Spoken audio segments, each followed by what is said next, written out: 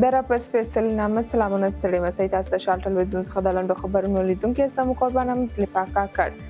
په بریتانیا کې د افغانستان سفارت څو ونې وروسته له هغه په رسمي ډول وتړل شو چې د طالبانو د حکومت لخوا فعالیت غیر قانوني وبلل شو. په لندن کې د افغانستان د سفارت یو کارکونکي شال تلویزیون ته تایید کړه چې سفارت د پنجشنبې په ورځ د سپتامبر په 15مه وتړل شو. د دغه چارواکي په وینا د بریتانیا د بهرنیو چارو وزارت د افغانستان د سفارت د ودانۍ چارې په غاړه اخیستې دي. هغه زیاته کړه چې تر اوسه په انګلستان کې میشتو افغان کډوالو ته د قونسلګرۍ د خدمتونو د وړاندې کولو لپاره کوم حل لاره نه ده وړاندې شوې.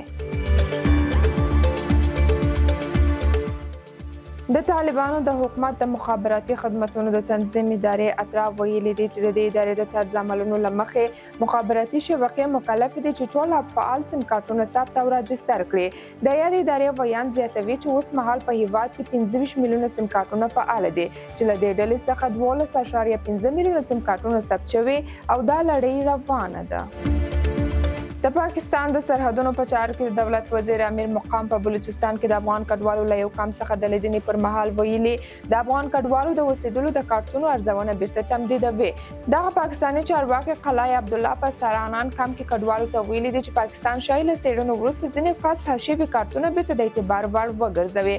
هغه پر نړیوالې ټولنې او د طالبانو پر حکومت غږ وکړ چې د افغان کډوالو په بیرته ستنولو کې مرسته وکړي.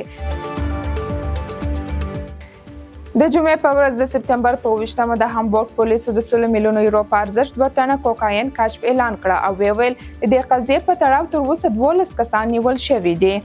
د جرمني رسنیو ویلي چې شکمن کسان د 23 او 23 کلونو ترمنځ وو او د جرمني، ترکیه، افغانستان، عراق، سوریه، البانیا او هند اوسېدونکي وو. همدارنګه ځینې نیول شوي بندیان د مخدره توکو اړوند تورونه مخینه لري. پولیس اعلان کړی چې دوی د چهارشنبې په ورځ د سپتامبر په 25مه د هامبورګ بندر ته څیرمه د روټنبرګ سورت په سیمه کې د یوې کښتۍ کانټینر پلټنه وکړه. په بیروت کې د حزب الله پر مرکز د اسرایلو له سختو بریدونو وروسته د بریتانیا د بهرنیو چارو وزارت په لبنان کې له میشتو بریتانیوي اتباع وغوښتل چې ژر تر ژره له دغه هیواده ووځي. په یو بیان کې راغلي د بهرنیو چارو وزارت بریتانیویانو ته مشوره ورکړه چې په هر ممکن راتلونکي موجود پرواز ونیسي او ژر د لبنان خاوره پرېږدي. د امریکا ولسمشر ویلي متحده ایالات په بیروت کې د حزب الله د قومندانۍ پر مرکز د اسرایلو له برید خبر نه درلود او په دې حمله کې کوم رول هم نه لري.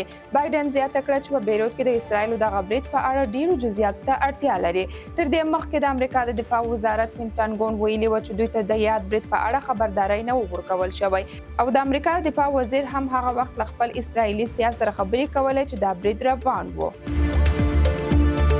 د هند په بهار ایالت کې د جوړ پرتګا د مذهبي مراسم پر مهال 22 ماشومان په ګډون 40 کسان په اوبو کې ډوب شوي دي. درنو لیدونکو دا هم د نن ورځې لاند خبرونه لملتیا مننه تر بیا شي چات